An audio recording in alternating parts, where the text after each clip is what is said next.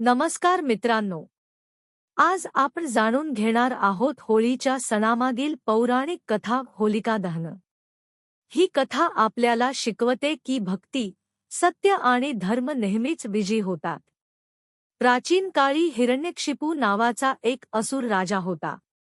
त्याने कठोर तप करून देवांकडून वर मिळवला होता की त्याला कोणीही सहज मारू शकणार नाही। या वरामुळे तो गर्विष्ठ झाला आणि स्वतःला देव मानू लागला। त्याने आपल्या राज्यातील लोकांना आदेश दिला की सर्वांनी त्याची पूजा करावी। पण त्याचा पुत्र प्रल्हाद हा भगवान विष्णूचा परमभक्त होता। वडिलांच्या आदेशानुसारही त्याने विष्णूची भक्ती सोडली नाही।